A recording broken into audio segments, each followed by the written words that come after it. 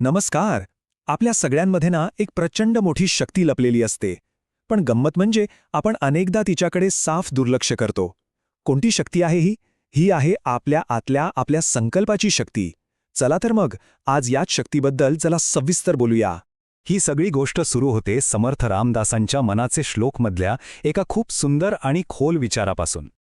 मना पाप संकल्प सोडून द्यावा, मना सत्य संकल्प जीवी धरावा. किती साध्या वाटतात नाही या ओळी, पण यातच एक मोठं गुपित दडलेलं आहे. ते म्हणजे आपलं आयुष्य कसं घडतं हे आपण काय करतो यापेक्षा आपण काय ठरवतो, आपला संकल्प काय आहे यावर जास्त अवलंबून असतं. आणि मग इथे एक प्रश्न उभा राहतो.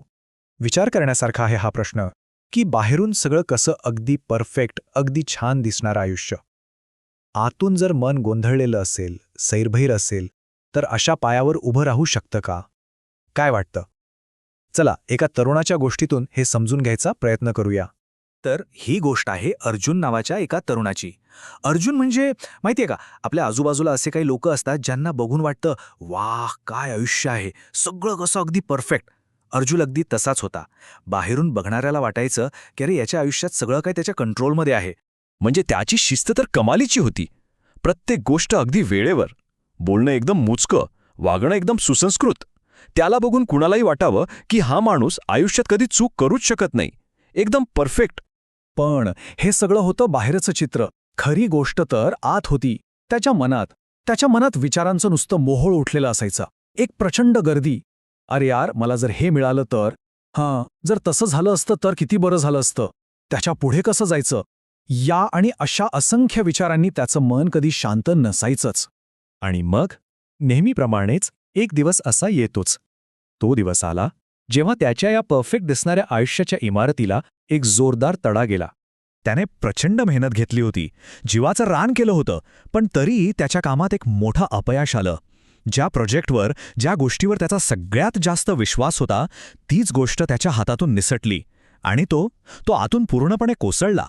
आणि मग त्याच्या मनात फक्त एकच प्रश्न घोळू लागला. माझं चुकलं कुठे? मी तर सगळं बरोबर केलं होतं. एक गोष्ट प्लॅन केली होती, मग असं का झालं? या प्रश्नाचं उत्तर काही त्याला मिळेना.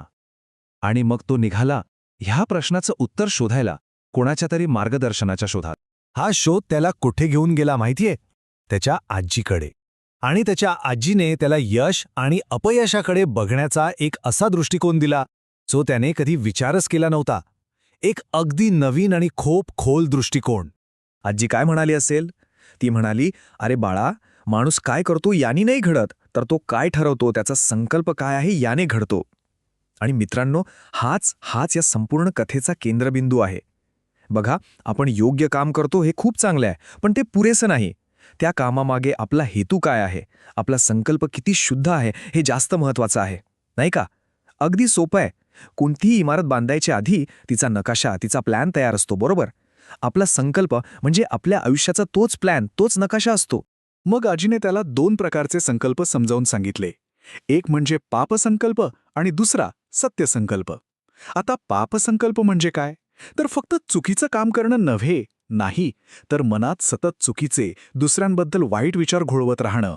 मत्सर, लोभ, द्वेष यांसारख्या गोष्टी जेव्हा आपल्या विचारांमध्ये विष कालवतात ना, तो असतो पापसंकल्प. आणि याच्या अगदी उलट सत्यसंकल्प म्हणजे काय? तर मनातली स्पष्टता, प्रामाणिक असणं, जे योग्य आहे तेच करणं आणि इतरांबद्दल मनात साधा वाईट विचारही न येऊ देणं. हा सत्यसंकल्प म्हणजे आपल्या आतला एक कंपास आहे, एक होकायंत्र, जे आपल्याला नेहमी योग्य दिशा दाखवतं. हे सगळं ऐकल्यावर अर्जुनला वाटलं असेल की हे किती मोठं ज्ञान आहे. पण यावरचा उपाय? तो अगदी साधा होता.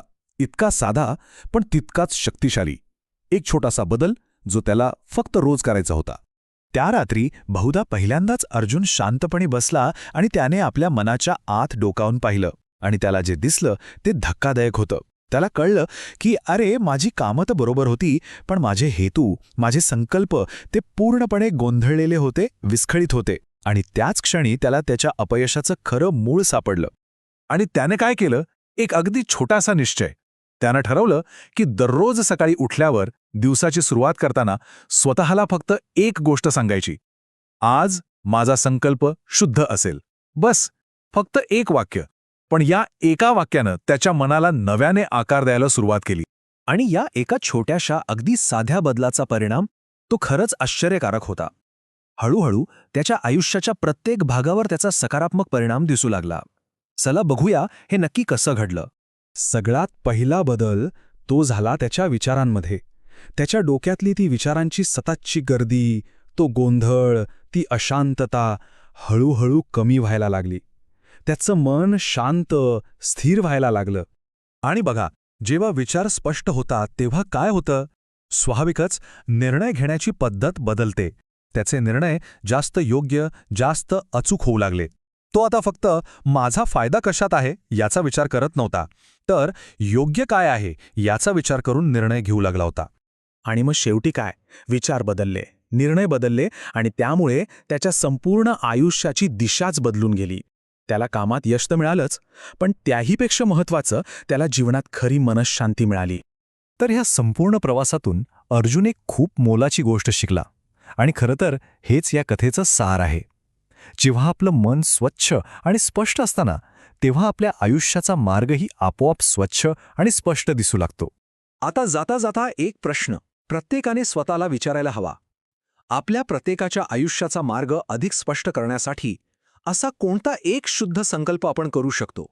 काय असेल तो एक संकल्प जो सगळं काही बदलू शकतो? नक्की विचार करा.